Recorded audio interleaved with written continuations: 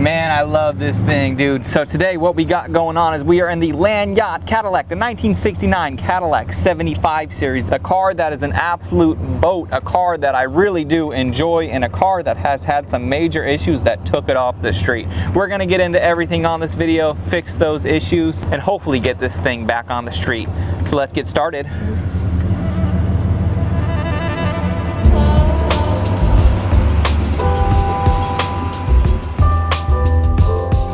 And now, you're watching the Hey Siri. When you help me bleed brakes, do you want me to pump the pedal or work the valve? I want you to pump it. Oh, pump it. Pump it good. Channel of YouTube. Welcome to Bodie Vision. Hey, so what is up and welcome. Thank you so much for joining me yet again on another video. So we have the Cadillac here.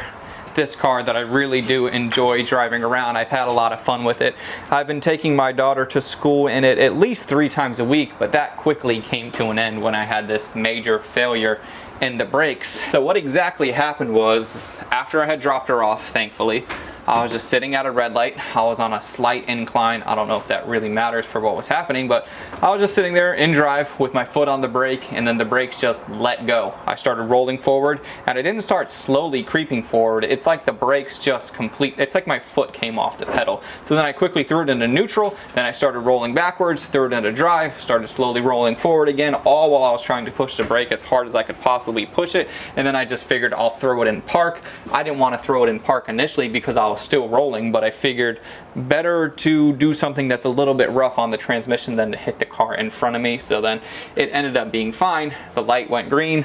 I started driving a bit more. The first thing that I thought was, while I'm rolling, I let the car get quite a bit in front of me. I tested out the brakes. They felt okay, and there was also a grass median next to me, so I just thought I could ditch it in there. I didn't want anybody else to crash. These are just the things that were going through my head as it was happening. Thankfully, the brakes felt okay once we started rolling again, so I'm thinking there's just something worn out in the master cylinder. As we were sitting there for quite a while at the red light, maybe they just kind of, I don't know. I don't know exactly what happened, but I think throwing a new master at it is not a bad idea. I think that's most likely to solve the problem. It's funny because once the brakes came back, everything felt completely fine, but it's just one of those things that I don't want to risk me or anybody else potentially having an issue with brakes that are failing. So let's go ahead, let's get the old one ripped off. Let's figure out what we need to do to put this new one on. One thing that I saw about the one that's on there compared to the new one is this one has both sides. I'll just have to run plugs on whichever side I don't use, and I'm not going to get it done by sitting here talking to you. So let's go ahead and get that knocked out. Old one ripped out, new one on. If I have to replace the booster too, I will do that, but I think just the master should be fine. Check this out.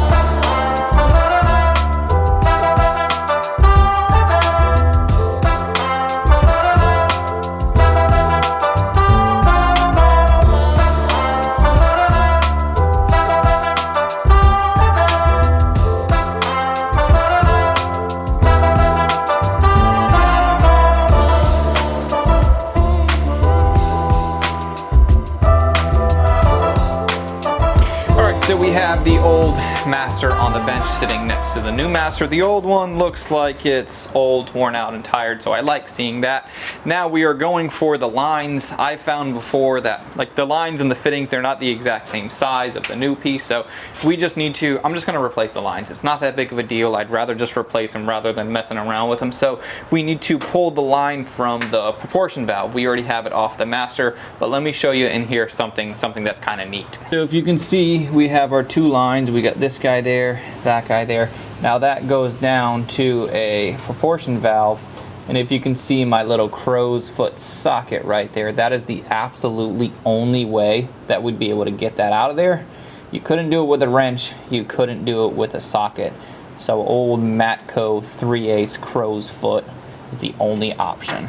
So where that square opening was, it's just a 3/8 square for a regular standard 3/8 drive wrench. I'll put an extension down there, pop it off, get it right out of there. The other one should be a little bit more easy to get out. I wanted to start with the one that's more difficult because if anything happens on the one that's more difficult, we'll have to figure out something else. So let's go ahead and get that ripped out.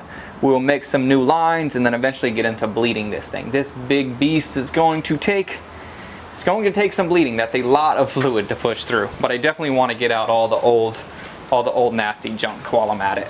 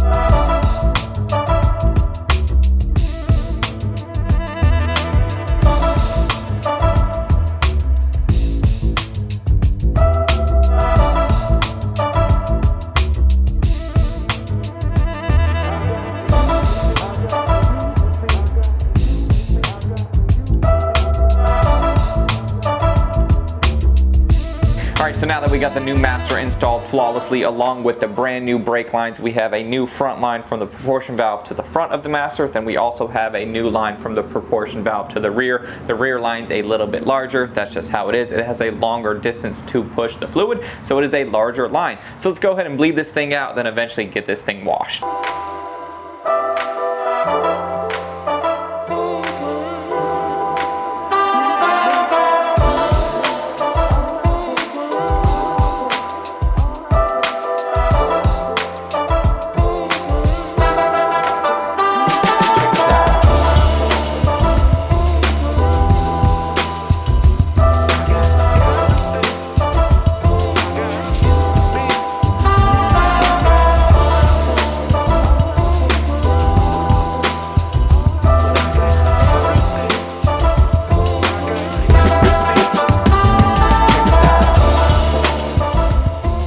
So this right here, this is what you and I have both been waiting for. Now that we got the land yacht washed, let's go ahead and set sail on this thing.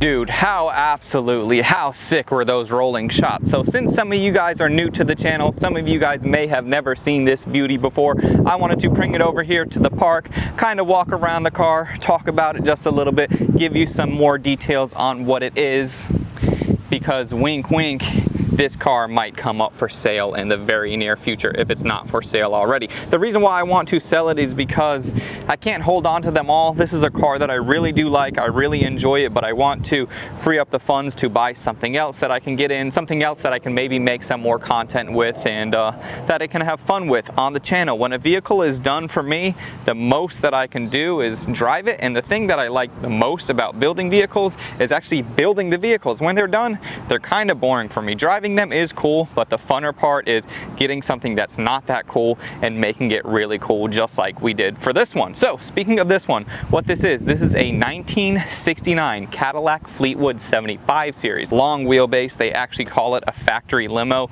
There would be 3 rows of seats in here. This one does not have that middle row.